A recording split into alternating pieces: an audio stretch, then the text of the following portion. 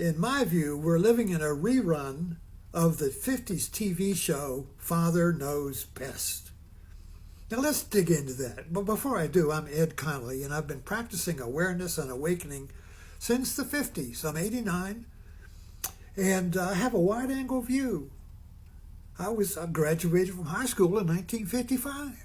So I was there in the 50s. I remember the 50s. I remember the 60s, the 70s, the 80s, the 90s, the 2000s. That's a wide-angle view. I connect dots, I connect movies, and I connect viewpoints. So let's see, what do I mean by Father Knows Best? I bet you never saw that TV show. But in the early 50s, the family sitcoms were all about the father. The father knows best. The father was in the center, and the wife and the kids were around him.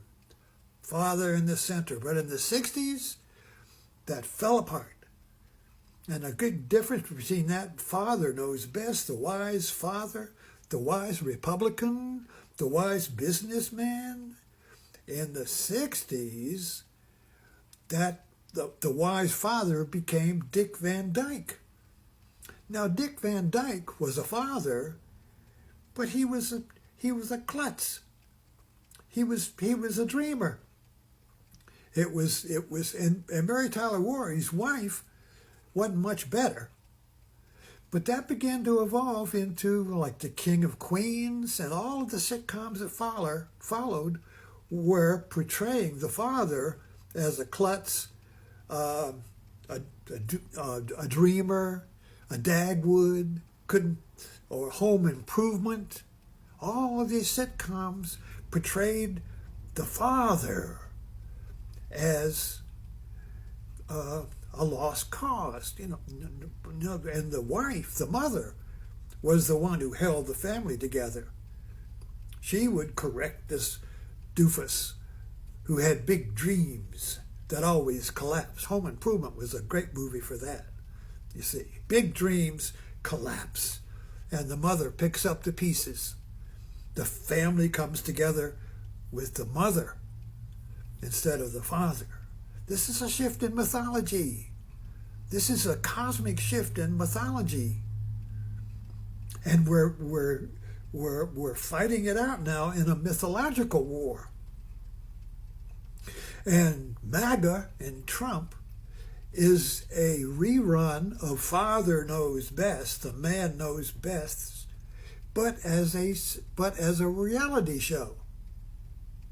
We have been living in TV since 1950, and I remember when I saw the first TV show, it was about Howdy Doody, a puppet show, and somebody selling a vegetable cutter, and nothing has changed. Reality has become a puppet show now that sells vegetable cutters, that sells things that will make you better, that make your kitchen better, make your life better, things that will save you, products that will make you, will restore your enthusiasm, will restore your excitement. You see all these ads, the commercials are about excited people, and we say, I don't want the product, I want what she has. I want what he has. We want the feeling of being in the center, of being alive, because we've lost it. We've lost it. When TV came to America, and I remember it, we didn't have a TV until 1954, I think. And when TV came, it reorganized reality. Before TV, I grew up listening to radio. I grew up listening to stories on radio. But when TV came, the stories became real on the screen. Now we had to watch the story, and we sat on a couch. There was a separation between the viewer and the story and the screen. It might be 10 feet, and you had to get up and walk over there and turn the channel. But all that was removed, because then you got remote. You don't even have to get up. But with radio, there is no, the listener, when you listen to a radio story, there's no gap between you and the Lone Ranger. You are the Lone Ranger. But it's not visual, it's audio. So the real world stays real. You still live in your living room and it's still the same old live. The world remains the same and you live and you are informed by the radio story. But when TV came, we began to live in the screen of reality, and TV has become our reality.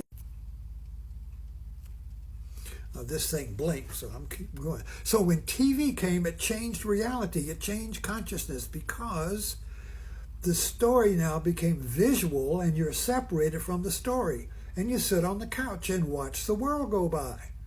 And more, reality portrayed in the image and the screen has become more real than the world.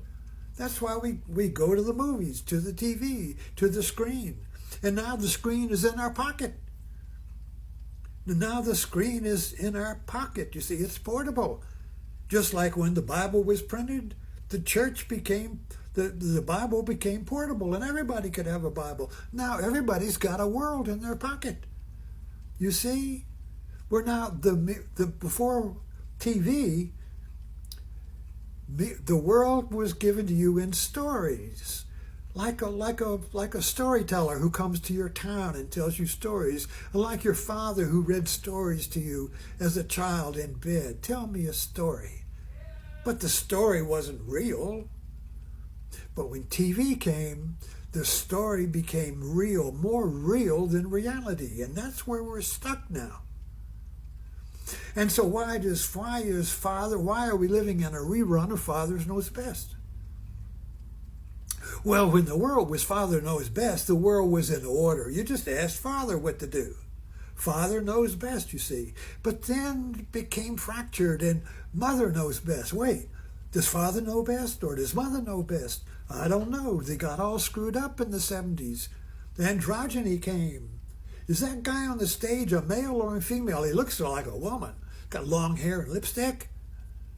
Androgyny came, and it drove the men crazy. The male Father Knows Best crazy. There can't be any trans, any androgyny. There can't be any ambiguity here. Father knows best because he gets rid of ambiguity. The mother, she's kind of ambiguous. It could be either he could be right, he could be right. I don't know. Let's decide. Let the family decide. And Father says, fuck no. Father decides. Only one leader. Only the one, you see. And the mother says, well, there are many children. There are many viewpoints. Let's vote to see which one is superior.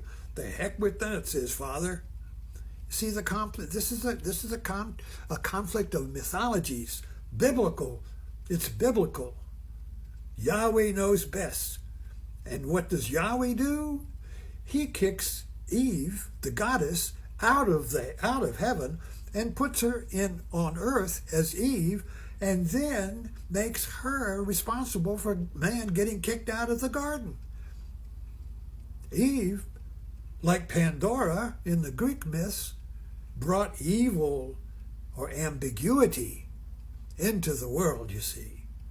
To the Father, to the One, ambiguity is evil. What, you can't choose? You don't know how to drive? You don't know what to do? Are you a pussy? You see? Anyway, you get the drift here. We'll pick this up in my next talk. You know, in the morning I wake up, I get some really unusual views. I write about them on Facebook, and I put them on I put them on my TikToks. The mouse ran up the clock, and the clock struck 1. So this is 1. So I'm going to follow this with 2, because this is too good a view to not keep pulling apart, you know. Does Father know best? Who is the Father? And who is Trump? Is he a fake father? Is he a rerun of Father Knows Best? I know best. I can fix it. Is this a TV show? Are we living in a TV show and don't know it? Let's find out. Follow me down the road here.